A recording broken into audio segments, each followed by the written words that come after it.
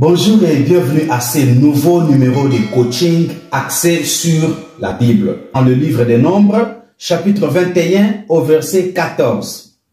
Là, il est fait mention d'un livre qui malheureusement ne se trouve pas dans la Bible. C'est pourquoi il est dit dans les livres des guerres de l'Éternel. Où se trouvent ces livres des guerres? Dans Josué chapitre 10 au verset 13, « Et le soleil s'arrêta, et la lune suspendit sa course, jusqu'à ce que la nation eût tiré vengeance de ses ennemis. Cela n'est-il pas écrit dans les livres du juste? » Où se trouve le livre du juste dans la Bible? C'est de ça qu'il est question.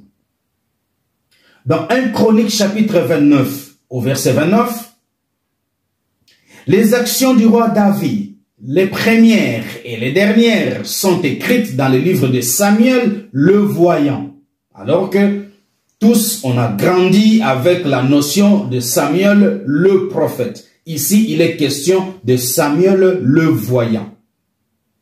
Dans les livres de Samuel le voyant, dans les livres de Nathan et dans le livre de Gad le prophète. Ici, il est fait mention de 3 livres. Le livre de Samuel le voyant, Nathan le prophète et Gad le prophète. Mais malheureusement, ces précieux livres ne se trouvent nulle part dans la Bible. Et ces livres ont été classés comme apocryphes.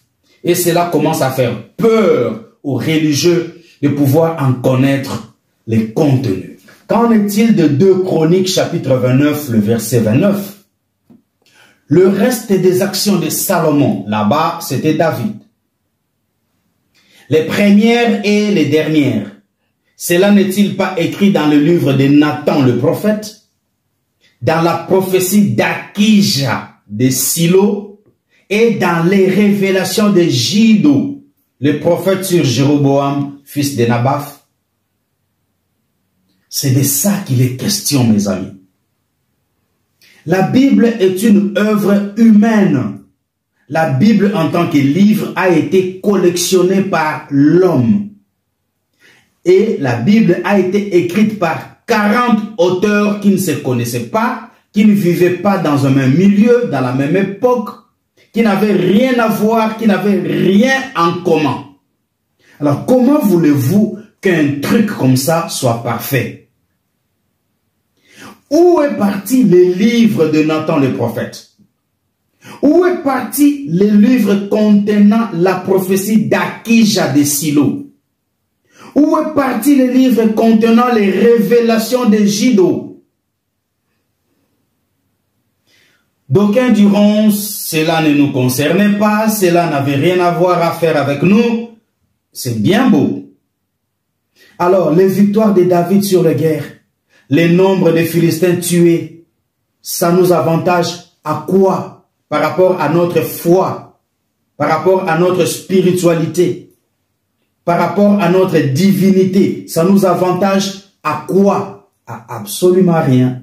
Ce n'est que le récit des guerres, ce ne sont que des informations, des choses qui se sont passées parmi un peuple qui n'a jamais été mon peuple ni votre peuple. Dans 2 Chroniques chapitre 20 au verset 34, le reste des actions de Josaphat, les premières et les dernières, cela est écrit dans les mémoires de Jéhu, fils d'Anani, lesquels sont insérés dans les livres des rois d'Israël. Mais quand nous lisons le premier livre des rois et le deuxième livre des rois, nous ne trouvons rien et absolument rien des mémoires de Jéhu. Où sont passées les mémoires de Jéhu? Et cette écriture, selon laquelle ces actions sont insérées dans les livres des rois d'Israël. De quel livre des rois d'Israël s'agit-il? Ce sont les mêmes livres que nous avons dans la Bible sous forme de 1 roi et 2 rois. Dans Esther chapitre 2 au verset 23, Le fait ayant été vérifié et trouvé exact, les deux eunuques furent pendus à un bois.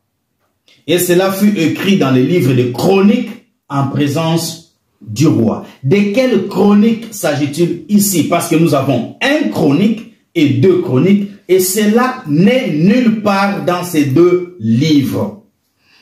Voilà les points. Mes amis, ayons nos deux pieds sur terre, quittons la planète Mars, redescendons sur terre, réfléchissons. Je suis là dans une mission et je suis en train de faire ce que je suis censé faire. Voilà pour un premier chapitre, le quelques détails sur certains livres mentionnés dans la Bible, mais qui malheureusement ne se trouvent pas dans la Bible. Ce n'est pas tout.